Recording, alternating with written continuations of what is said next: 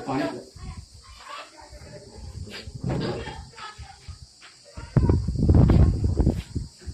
Welcome to Sita education channel में आप सभी लोगों का स्वागत है। जैसा कि पिछले वीडियो में आपको मैंने 12 इजी में कॉलीफ्लावर और नोट फुल क्राफ्ट के बारे में पढ़ा था। आज हम आपको प्याज की क्राफ्ट, ऑनियन क्राफ्ट के बारे में पढ़ाते हैं। ऑनियन क्राफ्ट के बारे में पढ़ाते हैं। इसका जो वैज्ञानिक नाम होता है प्याज की फसल कहते हैं। प्याज की खेती,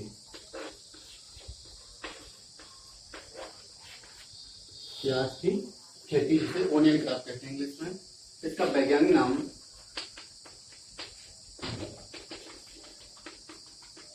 एलियम सेपा होता है। इसका वैज्ञानिक नाम एलियम सेपा होता है और इसकी फैमिली जो होती है लिलेसी होती है। लिलेसी, इसकी जो फैमिली है वो लिलेसी होती है और इसमें क्रोमोसोम नंबर जो होते हैं 2n बराबर 16।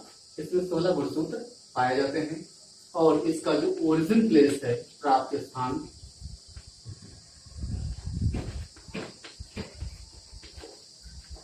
ओरिजिन प्लेस एशिया माना जाता है। एशिया प्याज की ग्राफ है। इसका वैज्ञानिक नाम एलियम सेपा होता है। फैमिली इसकी लिलेसी और इलेसी दोनों फैमिली इसकी होती है। क्रोमोसोम जो होता है 2n बराबर 16 गुणसूत्र इसमें पाए जाते हैं और इसका ओरिजिन प्लेस जो है वो एशिया माना जाता है। इसके बाद बात आती है इंट्रोडक्शन की। इंट्रोडक्शन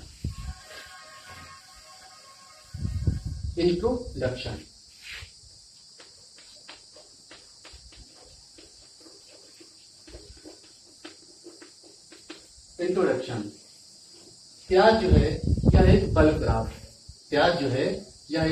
क्रॉप है।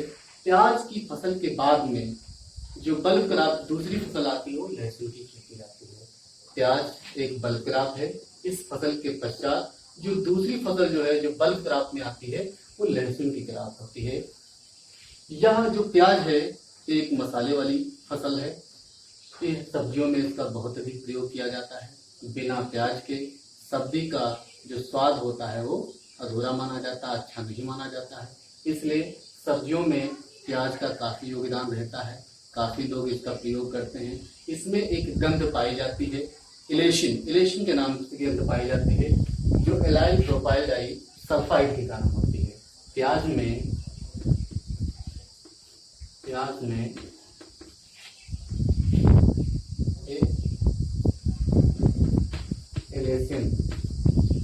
एलेसिन नाम की गंध पाई जाती है। जो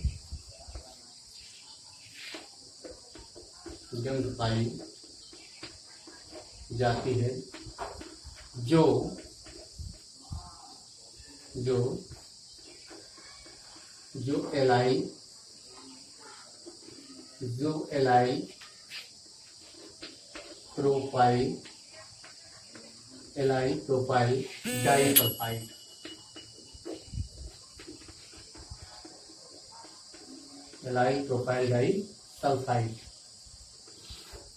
एलाइल प्रोपाइल डाइसल्फाइड नामक तत्व के कारण प्याज में गंध पाई जाती है, दुर्गंध पाई जाती है। जो फेफड़ों के लिए प्याज बहुत अच्छा माना जाता है। प्याज जो है फेफड़ों के लिए बहुत अच्छा माना जाता है तथा लू से भी बचाता है मनुष्य को। चलिए इंट्रोडक्शन के बाद में अगली बात आती है क्लाइमेट की। प्याज की फसल के लिए कैसी जलवायु की आवश्यकता होती है। प्याज की फसल के लिए कैसी जलवायु की आवश्यकता होती है। क्लाइमेट अर्थात जलवायु।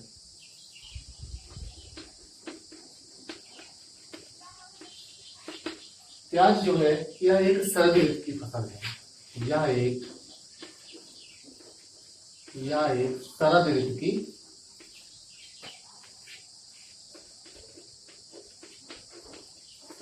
की यह एक शरद ऋतु की फसल है जो रबी सीजन में उगाई जाती है, जो रबी ऋतु में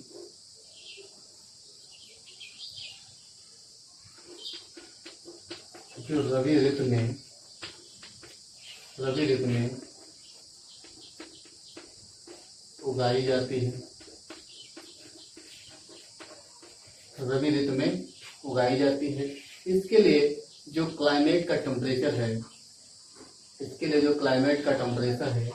वो 20 से 25 डिग्री सेल्सियस अच्छा माना जाता है। इसके लिए जो क्लाइमेट का टेम्परेचर है वो 20 से 25 डिग्री सेल्सियस अच्छा माना जाता है। इस टेम्परेचर पर प्याज की फसल को आसानी से उगाया जा सकता है। क्लाइमेट के बाद अगर हम अगली हेडिंग्स की बात करते हैं तो जलवायु के बाद अगली फसल आती है इम्प्रूव्ड वैरायटी की प्याज के लिए कौन कौन सी वैरायटियों की आवश्यकता होती है।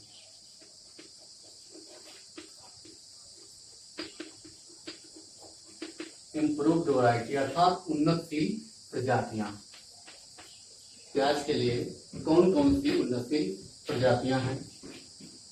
तो नंबर 1 पूसा लाल,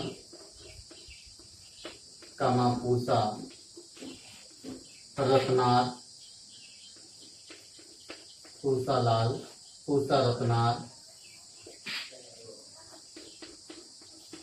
नासिक रेड, पटना लाल, नासिक रेड, पटना लाल, हिसार दो,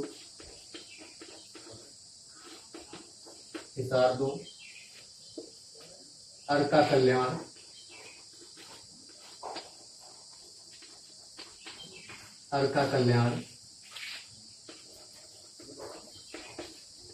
अर्का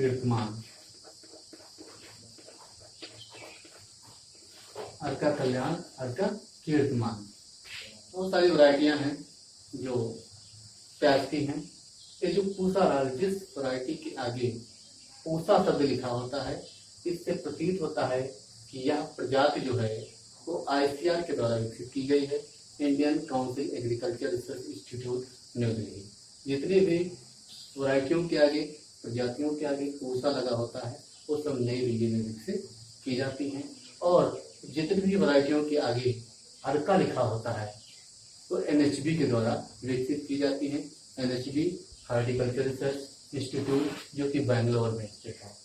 और जो हिसार 2 वैरायटी है यह गुड़गांव पंजाब में विकसित की गई थी, और नासिक रेड जो है ये नासिक में विकसित की गई। नासिक विश्वविद्यालय में नासिक रेड नाम की वैरायटी को विकसित किया गया है। और जिस वैरायटी के आगे पटना पंतनगर में विकसित की गई है, पटना में विकसित की गई है। ये सब जो है प्याज की प्रजातियां हैं। इम्प्रूव्ड वैरायटी के बाद अगली जो हेडिंग्स आती है, प्याज के लिए कैसी जलवायु चाहिए। सॉइल की बात करते हैं।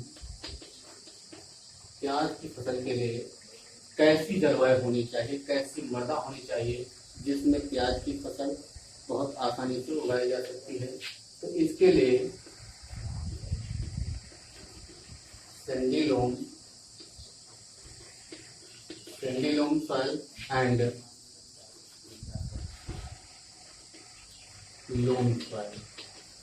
लोम सॉइल सबसे अच्छी मानी जाती है प्याज की फसल के लिए। Sandy loam soil and loam soil, जिसे दोमट मिट्टी और बलुई दोमट मिट्टी कहते हैं, सबसे अच्छी मानी जाती है। इसका जो pH मान है वो 6.0 से 7.0 तक सर्वोत्तम माना जाता है, सबसे अच्छा माना जाता है। ठीक है, सबसे बेटर टेम्परेचर जो है इस फसल के लिए 6.0 से 7.0 सबसे अच्छा माना जाता है। सॉइल के बाद अगले बात करते हैं प्रिपेयरिंग ऑफ फील्ड। सॉइल के बाद है प्रिपेयरिंग ऑफ फील्ड कि प्याज के लिए खेत की तैयारी कैसे करते हैं।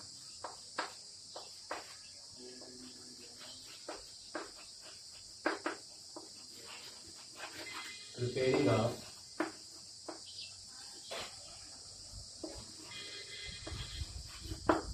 Of field. प्याज के लिए खेत की तैयारी कैसी करते हैं? इसमें सबसे पहले दो बार जुताई मिट्टी प्लट हल से करनी चाहिए तथा शेष अन्य जुताइयाँ 2 से 3 जुताइयाँ देसी हल के द्वारा कर करके प्रत्येक जुताई पर पाटा लगा करके खेत को समतल कर लेना चाहिए। फिर खेत को छोटे छोटे क्यारियों में बांट देना चाहिए और उसके पश्चात प्याज की ट्रांसप्लांटिंग कर देनी चाहिए। प्रिपेयरिंग ऑफ फील्ड है। इसके बाद में बात आती है सीड रेट की। सीड रेट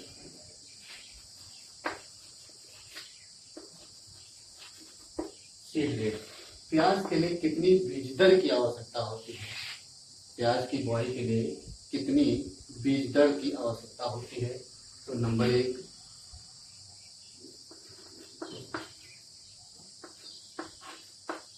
नर्सरी में 8 से 10 किलोग्राम। नर्सरी में 8 से 10 किलोग्राम बुआई करते हैं।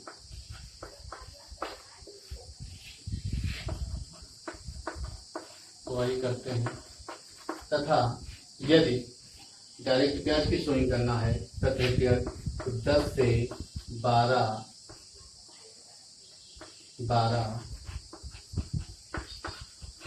Quintal per hectare. नर्सरी में अगर बोना है प्याज को तो 8 से 10 किलोग्राम, और यदि प्याज को पूरे खेत में लगाना है तो 10 से 12 कुंटल की बीज की आवश्यकता पड़ती है। ये प्याज की बीज दर हो गई 8 से 10 किलोग्राम नर्सरी में और 10 से 12 कुंटल पूरे खेत में प्याज को लगाने के लिए प्रयोग करते हैं। तो इसकी नर्सरी तैयार हैं, पौधरोपण करते हैं और इसको जो है डायरेक्ट प्याज की सोइंग कर देते हैं। सीडेड के बाद में प्याज की स्पेसिंग क्या होती है?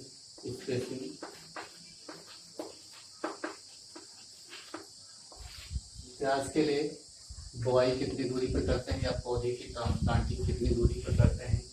L गुणे P, मतलब लाइन से लाइन की दूरी एंड पौधे से पौधे की दूरी कितनी रखते हैं? तो प्याज की बुआई या प्याज की ट्रांसप्लांटिंग L गुणे P जो होती है 15 गुणे 10 सेंटीमीटर की दूरी पर ट्रांसप्लांटिंग करते हैं।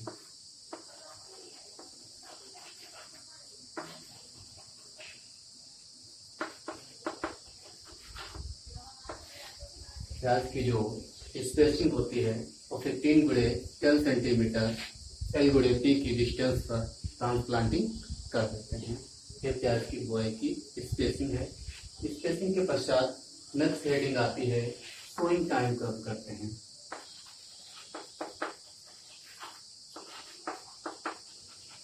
सोइंग टाइम, प्याज की जो है वो बुआई कब करते हैं?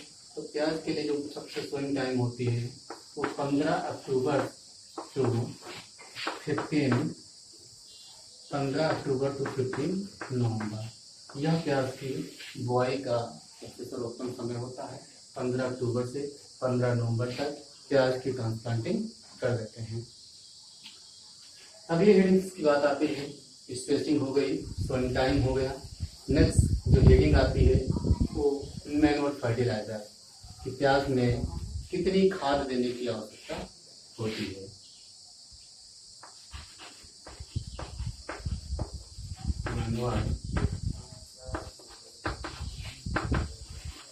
मैनुअल फर्टिलाइजर, प्याज की बुआई के लिए कितनी खाद देने की आवश्यकता होती है? तो गोबर की खाद जिसको हम FYM कहते हैं, FYM, इसको हम फार्म या मैनुअल, इसको हम गोबर की खाद कहते हैं। क्या कहते हैं? गोबर की खाद।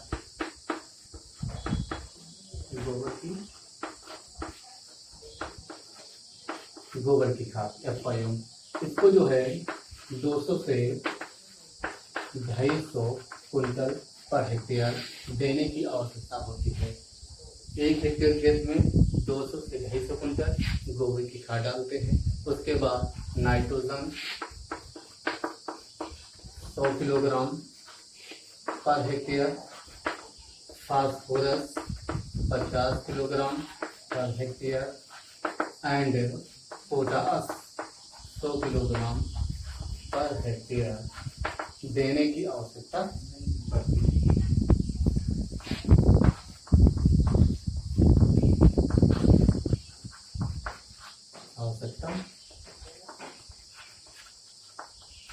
है। इतनी जो है एनपीके प्रति हेक्टेयर खेत में डालती है। चलिए आगे बात करते हैं। अब मैन्यूर फर्टिलाइजर के बाद नेक्स्ट हेडिंग आती है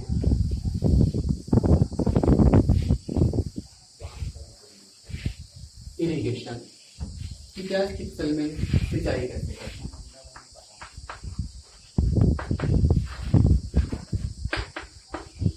इरिगेशन, सिंचाई, प्याज की फसल में सिंचाई कब करते हैं, कितने दिन पर करना चाहिए। तो जो प्रथम सिंचाई है,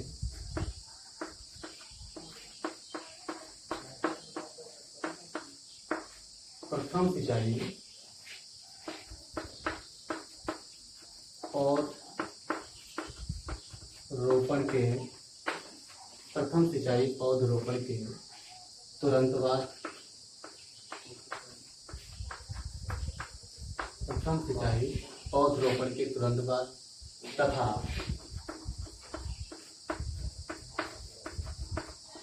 शेष सिंचाइयाँ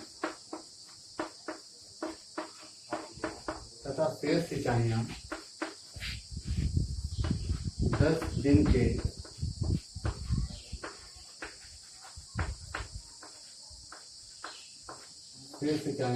के अंतराल, 10 दिन के अंतराल पर करनी। शेष सिंचाइयाँ 10 दिन के अंतराल पर करनी चाहिए। ये इरिगेशन मेथड हो गया। तब उसके पश्चात नेक्स्ट हेडिंग की जो बात आती है, नेक्स्ट हेडिंग आती है तो वीड कंट्रोल, कि प्याज में बहुत सारे खरपतवार हो जाते हैं।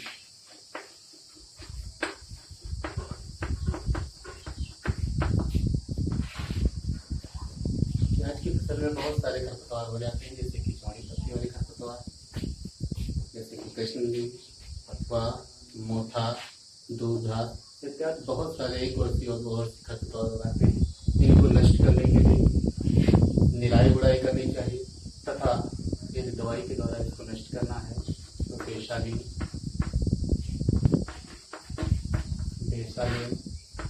1 किलोग्राम एक्टिव इंग्रेडिएंट को,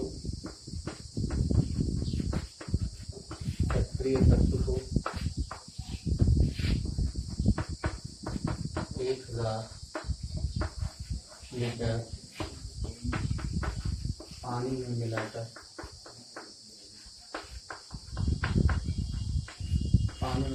के छिड़काव कर देना चाहिए। छिड़काव कर देना चाहिए।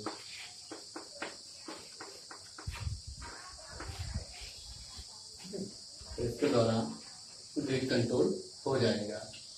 वीड कंट्रोल के बाद जो नेक्स्ट हेडिंग आती है उपज आती है।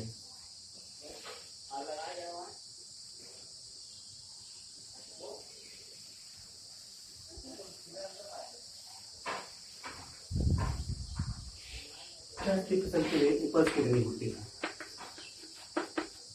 उपज, प्याज का उत्पादन कितना होता है। तो हरी प्याज का उत्पादन, हरी जिसको ग्रीन ओनियन बोलते हैं, ग्रीन ओनियन का जो प्रोडक्शन होता है वो 60 से 70 कुंटल पर हेक्टेयर होता है। तथा जो रेड प्याज होता है, लाल ओनियन जिसको हम रेड ओनियन बोलते हैं, रेड ओनियन का जो प्रोडक्शन होता है, रेड ओनियन का जो प्रोडक्शन होता है 200 से 250 कुंटल पर हेक्टेयर होता है। रेड ओनियन का जो प्रोडक्शन है वो 200 से 250 कुंटल पर हेक्टेयर होता है। चले नेक्स्ट आपकी उपज भी हो गई। उसके पश्चात जो नेक्स्ट इसकी हेडिंग आती है वो आता है प्याज में रोग डिसीज कंट्रोल के बारे में।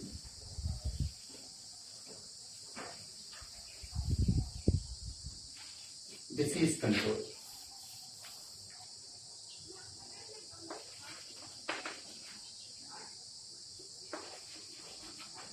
Disease control.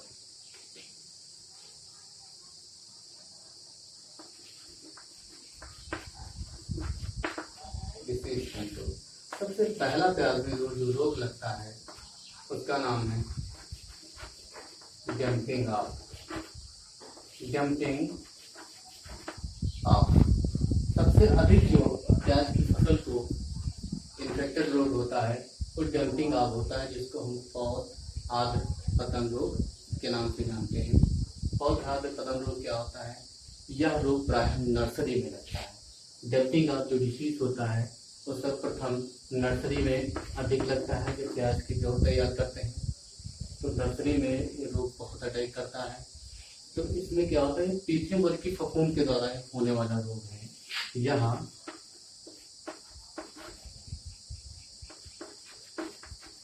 पीथियम वर्ग के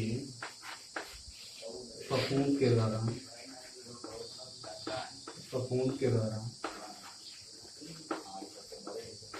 होने वाला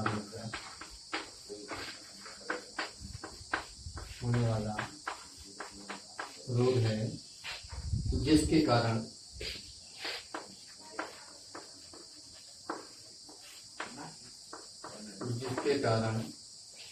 बीज अंकुरण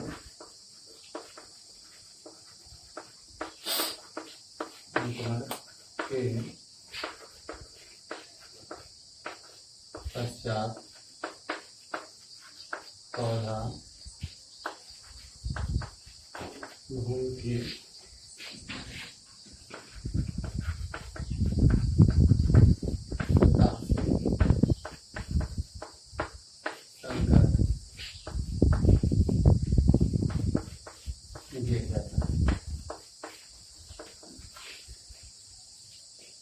एक पीथियम वर्ग के फफूंद के द्वारा लगने वाला रोग है, जो एक फफूंद के द्वारा होने वाला रोग है।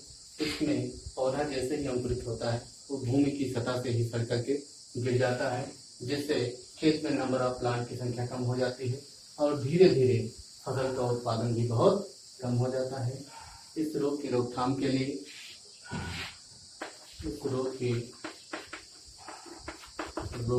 के लिए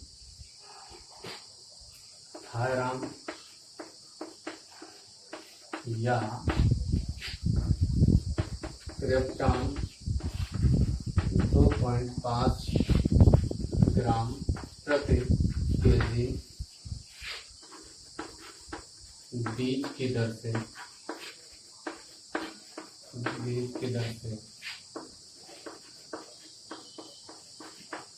उपचारित करना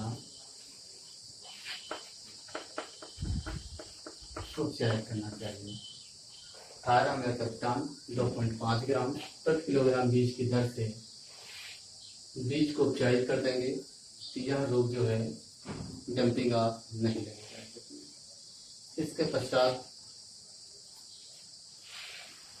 इंसेक्ट कंट्रोल की बात करते हैं कि प्याज की फसल में कौन कौन से कीट लगते हैं।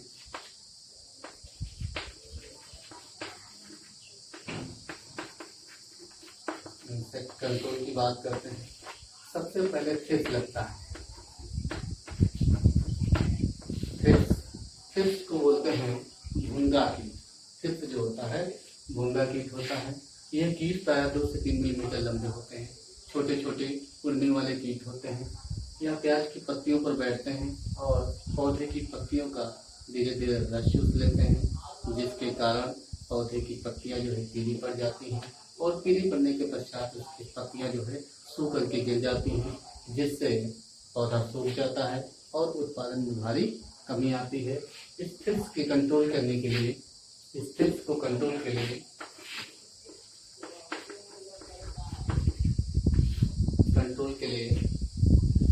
इंडोसल्फान इंडोसल्फान 35 cc को 35 cc 1.5 लीटर दवा को 1000 लीटर पानी में मिला करके पानी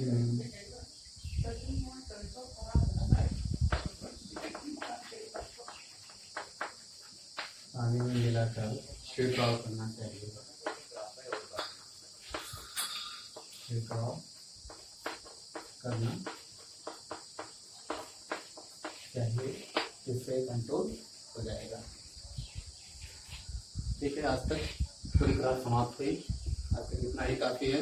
नेक्स्ट क्लास नेक्स्ट लेक्चर में आपको पढ़ाई जाएगी। थैंक्स।